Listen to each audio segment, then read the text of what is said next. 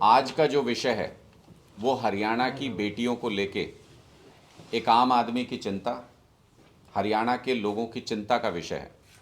पहले आपने देखा जींद में एक मामला सामने आया जहां पर स्कूल में छात्राओं के साथ छेड़छाड़, गलत व्यवहार की शिकायतें हुई। काफ़ी लंबे समय की इनएक्टिविटी के बाद सरकार उसमें हरकत में आई उस पूरे मामले में।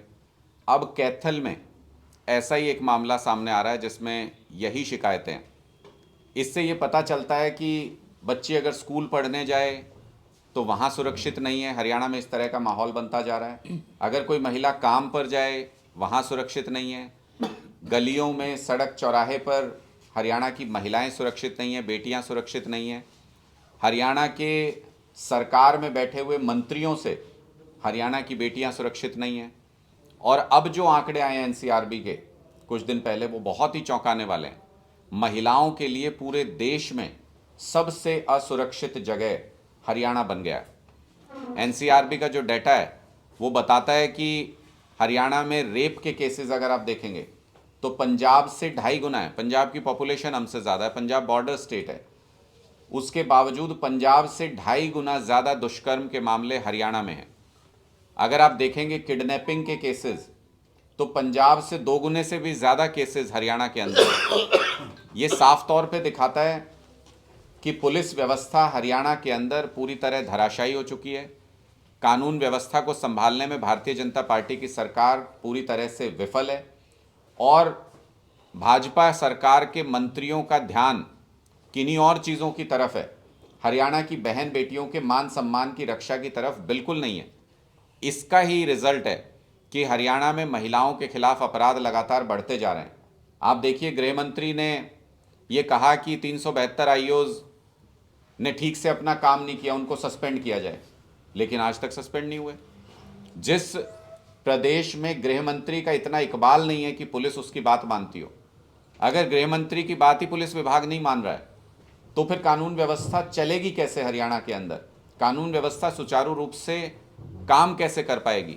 ये सवाल खड़ा हो गया है। अनिल विज जी पूरी तरह से अपने दोनों विभागों में, गृह मंत्रालय में भी और स्वास्थ्य विभाग में भी, पूरी तरह से अपनी जिम्मेदारी निभाने में फेल साबित हुए हैं। स्वास्थ्य मंत्रालय पिछले 2 महीने में सिर्फ 2 फाइलें क्लियर कर पाया, जबकि 2,500 फाइलें पेंडिंग है स्वास्थ्य मंत्रालय के अंदर।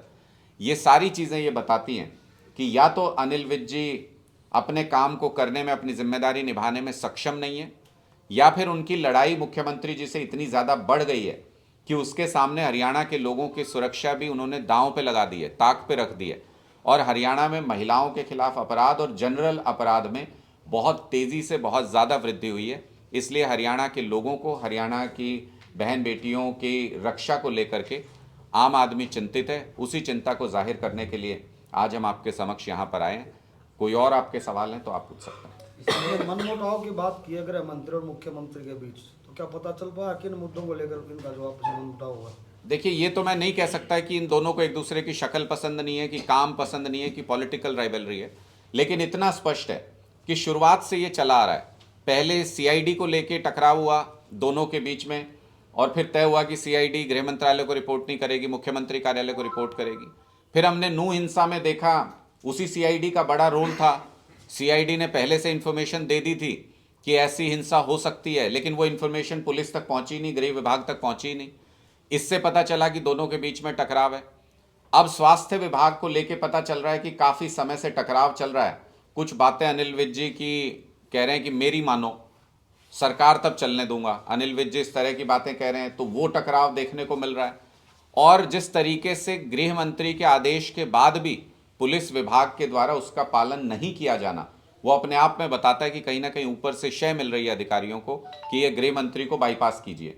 तो या तो उनको गृह मंत्री से हटा दीजिए, आप अपनी पसंद का गृह मंत्री बना लीजिए। प्रदेश के लोगों को आपके आपसी मनमुटाव, टकराव की वजह से प्रदेश के लोगों को क्यों भुगतना पड़े, इसका सवाल भारतीय जनता पार्टी को, इस सवाल का जवाब देना चाहिए और इस व्यवस्था को दुरुस्त करना चाहिए। क्योंकि इस वक्त चाइनीज निमोनिया का भी खतरा मंडरा रहा है पूरे देश पर, प्रदेश पर। हमको अलर्ट रहने की, पहले से तैयारी करके रखने की ज़रूरत है। ऐसी स्थिति में स्वास्थ्य विभाग का काम ना करना, एक तरीके से पैरालाइज हो जाना, वो बहुत खतरनाक है। और गृह विभाग का पैरालाइज हो जाना, उसमें पुलिस द्वारा आदेशों का पालन नहीं करना, गृह मंत्री की नहीं चलना, गृह मंत्री का अपने काम में इंटरेस्ट नहीं लेना, ये सारी चीज़ें ये बताती हैं कि हरियाणा के लोगों की सुरक्षा भाजपा की प्रायोरिटी में नहीं है, जिसका नतीजा हम देखने को मिल रहा है। हमें अपराध लगातार बढ़ रहा है। कहीं ऐसा तो नहीं है कि वो माइंड डाइवर्ट करने के लिए कुछ ऐसा मैच फिक्सिंग कर रहे हैं और दूसरे मुद्दों से ध्यान हटाने के लिए भी आपस में ये शो करते रहो? देखिए, अगर मैं आपकी बात को मानूं तो ये बहुत ही शर्मनाक है, ये निर्लज्जता है भारतीय जनता पार्टी की कि अगर वो ध्यान भटकाने के लिए ऐसी सिचुएशन में सरकार को ले आएं जहां पर रेप के केसेस पंजाब से 2.5 गुना ज़्यादा हरियाणा के अंदर हो जाएं, जहां किडनैपिंग के केसेस पंजाब से 2 गुने से भी ज़्यादा हरियाणा के अंदर हो जाएं। बिल्कुल हमारा पड़ोस का स्टेट है, वहाँ पे हमारी सरकार बनने से पहले वहाँ भी अपराधों का यही बोलबाला था, लेकिन ये स्टार्क डिफरेंस दिख रहा है। एक सरकार जो काम कर रही है वहाँ पर अपराध पर अंकुश लगाया जा रहा है, एक सरकार जो काम नहीं कर पा रही है, आपसे मनमुटाव में लगी हुई है, आपसे लड़ाई में लगे हुए हैं, वहाँ पर अपराध लगातार बढ़ते हुए दिख रहा है। तो अगर इससे ध्यान हटाना चाहती है भारतीय जनता पार्टी की सरकार ये सब हथकंडे अपना के, तो वो बहुत ही शर्मनाक है, अशोभनीय है। आपने छात्राओं का मामला, स्कूल छात्राओं का जिक्र किया है, पहले जींद, पहले हिसार भी था, अब कैथल, आगे न जाने कितने। इस तरह का क्या कोई षड्यंत्र या कोई गैरो सक्रिय नहीं है? देखिए, मुझे लगता है कि कानून का काम सिर्फ अपराध को रोकने भर तक सीमित नहीं होता है, बल्कि एक मैसेज देने का भी कानून का काम है कि अगर कोई अपराधी अपराध करेगा तो वो बचेगा नहीं। अगर अपराधियों के बीच में ये मैसेज होता है कि सरकार कुछ काम नहीं कर पा रही है, अपराधियों को पकड़ नहीं पा रही है, सरकार का इकबाल बुलंद नहीं है, तो अपराधियों के हौसले बढ़ते जाते हैं और अपराध भी बढ़ता जाता है। पहले ऐसे बहुत सारे केसेस हुए हैं जिसमें कि कार्रवाई जैसी होनी चाहिए उतनी स्ट्रिक्ट कार्रवाई नहीं हुई। इस वजह से ऐसे अपराधियों का हौसला बढ़ता है, ऐसे लोगों का हौसला बढ़ता है और इस वजह से ऐसे अपराध बढ़ते हैं। अगर सरकार स्ट्रिक्टली ऐसे सभी केसेस के ऊपर कार्रवाई करे, अगर सरकार ने अपने उस मंत्री को बर्खास्त कर दिया होता जिसके ऊपर महिला उत्पीड़न का, महिला से छेड़छाड़ का आरोप है, चार्जशीट फाइल हो चुकी है, तो फिर नीचे तक मैसेज जाता कि महिलाओं के खिलाफ अपराध बर्दाश्त नहीं करेगी भारतीय जनता पार्टी की सरकार। लेकिन ऐसा हुआ नहीं। आपने एक ऐसे मंत्री को सिर पे बिठा रखा है पूरे हरियाणा के, जिसके ऊपर हरियाणा की बेटी से छेड़छाड़ का मामला है, तो फिर बाकी सबको तो मैसेज है ही कि सब अपने दोस्तों को, रिश्तेदारों को बचा लेंगे, भारतीय जनता पार्टी की सरकार में महिला का अपमान करने वाले व्यक्ति को बचा लिया जाएगा। अगर ये मैसेज है तो फिर अपराधियों के हौसले बुलंद होना लाजमी है। अभी आज ही कई अखबारों में रिपोर्ट है कि जो 3 राज्यों के चुनाव के बाद आम आदमी पार्टी और कांग्रेस विधानसभा में साथ साथ आ सकती हैं। आपकी क्या टिप्पणी करना चाहिए? देखिए, हरियाणा में आम आदमी पार्टी, हम कई बार पहले भी कह चुके हैं, विधानसभा चुनाव पूरी ताकत से अपने दम पर लड़ेगी, 90 के 90 सीटों पर लड़ेगी। किसी तरीके के गठबंधन का कोई सवाल ही पैदा नहीं होता। ये जो 5 राज्यों के चुनाव का नतीजा आया, खासकर 3 राज्य जो उत्तर भारत में आते हैं, इनका जो नतीजा आया, उससे स्पष्ट तौर पे ये बात समझ में आती है कि कांग्रेस के बस की बात नहीं है भारतीय जनता पार्टी से मुकाबला करना। कांग्रेस संगठन के तौर पे, कांग्रेस नेतृत्व के तौर पे और पार्टी के तौर पे पूरी तरह से फेल साबित हुई है, जहां उसे भारतीय जनता पार्टी से सीधा टकराने को मिलता है। आप देखिए, सबने ओपन स्पेस दे दिया। जितने भी एलआई पार्टनर थे, जितने भी इंडिया गठबंधन के साथी थे, सबने अपना हाथ नीचे कर लिया, अपने एफर्ट्स कम कर लिए कि कांग्रेस और बीजेपी की सीधी लड़ाई होने दीजिए तीनों प्रदेशों में। उस सीधी लड़ाई में भी कांग्रेस पार्टी भारतीय जनता पार्टी को नहीं हरा पाई, तो इसका मतलब ये अक्षम है, ये कर नहीं सकते। आज पूरे हरियाणा में ये मैसेज है कि कांग्रेस के बस की बात नहीं है, नया विकल्प ढूंढो। इस चुनाव के बाद समीकरण भी उत्तर भारत में काफी हद तक बदल गए हैं। उत्तर भारत में अब आम आदमी पार्टी बीजेपी के समक्ष सबसे बड़ी विपक्षी पार्टियों में से एक है। हमारी 2 राज्यों में सरकार है और कांग्रेस के सिर्फ हिमाचल प्रदेश में 1 राज्य में सरकार है। इसलिए कांग्रेस को अहंकार छोड़ के अब नए तौर तरीके अपनाने पड़ेंगे, उनको दूसरे लोगों को स्पेस देना पड़ेगा, उनको इस अहमियत को समझना पड़ेगा कि आम आदमी पार्टी अब सबसे बड़ा मुख्य विपक्षी दल है उत्तर भारत के अंदर। हमें वो जगह, हमें वो स्पेस, हमें वो सम्मान कांग्रेस पार्टी को देना पड़ेगा, तभी गठबंधन अच्छे तरीके से काम कर सकता है और तभी इंडिया गठबंधन लोकसभा चुनाव में भारतीय जनता पार्टी बना पाएगी। पहले जो इंडिया गठबंधन है उसमें कांग्रेस स्पेस नहीं दे पा रही थी आम आदमी पार्टी को। देखिए, कांग्रेस की पुरानी आदत है, कांग्रेस के नेता और कांग्रेस पार्टी अहंकार में डूबी हुई है। जब बहुत सारे दलों ने ये कहा, अखिलेश यादव जी ने भी यही कहा था मध्य प्रदेश चुनाव में, आम आदमी पार्टी ने भी बार बार ये कहा कि जब एक ही लक्ष्य को लेकर के चुनाव लड़ रहे हैं और ये लोकसभा से पहले का चुनाव था और पहले ही शुरू में ये पूरी मैसेजिंग थी कि कांग्रेस पार्टी तीनों स्टेट्स में जीत जाएगी, उसके बावजूद भी किसी जीते हुए चुनाव को हार जाना, ये अपने आप में दिखाता है कि कांग्रेस पार्टी में न नेतृत्व क्षमता बची है, ना उनके पास संगठन बचा है, और सबसे महत्वपूर्ण, कुछ दिन पहले बात हो रही थी, ये पनौती पनौती कुछ चर्चा चल रही थी। इस चुनाव में देखो ना कौन है पनौती। हरियाणा से भूपेंद्र सिंह हुड्डा जी को ऑब्जर्वर बना के भेजा राजस्थान में, वहां खूब प्रचार किया बाप बेटे ने। हरियाणा से सुरजेवाला जी को प्रभारी बना के भेजा मध्य प्रदेश में। हरियाणा से कुमारी शैलजा जी को प्रभारी बना के भेजा छत्तीसगढ़ में। हरियाणा के 3 कांग्रेस के नेता 3 प्रदेशों में गए, तीनों में लुटिया डुबो के आ गए कांग्रेस पार्टी की। राजस्थान में जहां हुड्डा जी और दीपेंद्र जी गए वहां तो मैं बताता हूं। 50 सीटें तो मैं आपको ये कहना चाह रहा हूं, 3 जगह 3 लोग गए और क्या सिखा के आए वहां ये तीनों नेता। जो हरियाणा में करते हैं वही सिखा के आए। हुड्डा साहब राजस्थान में गुटबाजी करो, सुरजेवाला जी मध्य प्रदेश में गुटबाजी करो, और शैलजा जी छत्तीसगढ़ में गुटबाजी करो। उस गुटबाजी ने कांग्रेस का सत्यानाश कर दिया तीनों प्रदेश के अंदर। जो ये अब मैसेज देने की कोशिश कर रहे हैं हुड्डा साहब की, मैं फलानी सीट पे गया था, वहां पे जीत गए, हम कैंडिडेट जीत गया वहां पे, तो सरकार बनवाने नहीं गए थे ना, मतलब किसी एक गुट के कुछ लोगों को समर्थन करने के लिए गए थे ना, इसका मतलब। इसी गुटबाजी की वजह से कांग्रेस पार्टी तीनों प्रदेशों में खत्म हो गई।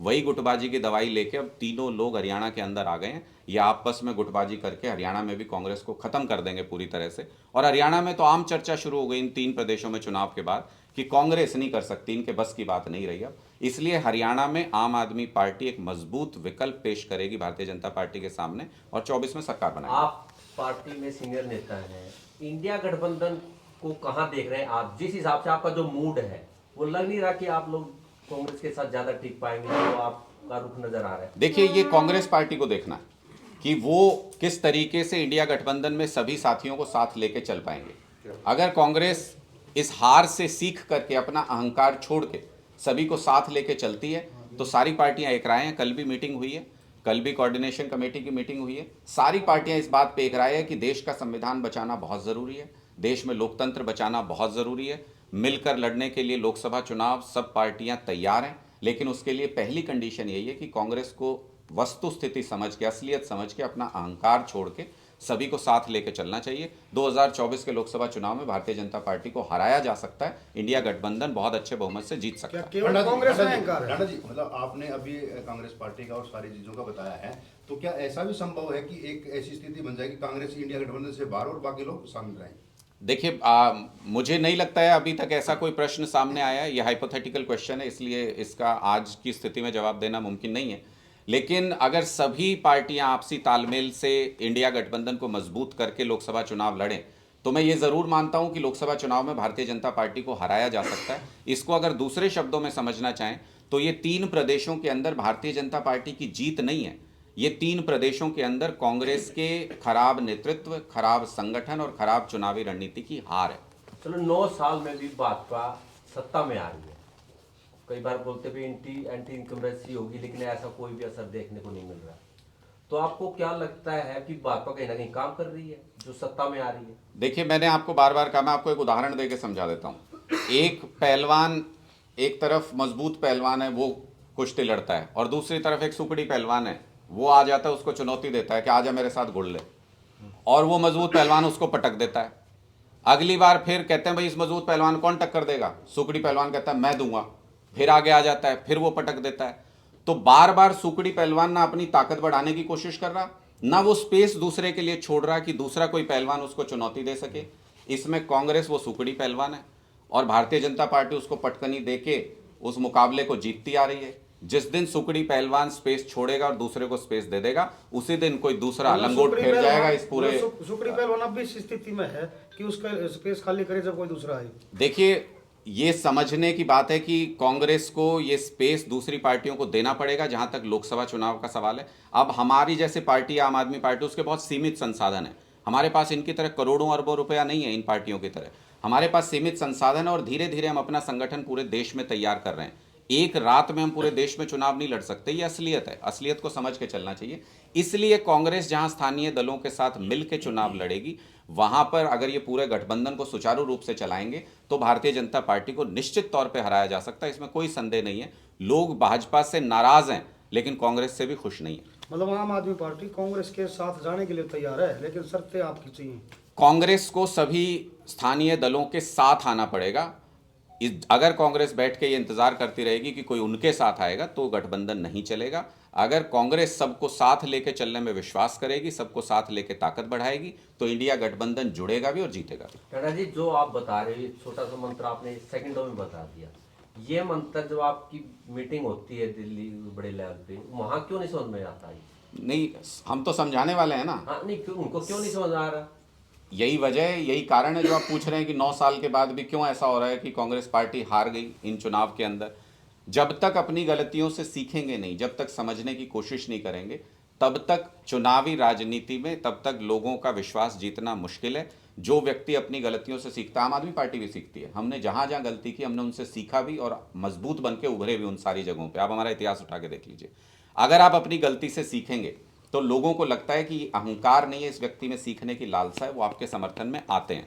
लेकिन अगर आप सीखने से इनकार कर देंगे तो वही होगा जो 3 प्रदेशों में कांग्रेस पार्टी के साथ हुआ।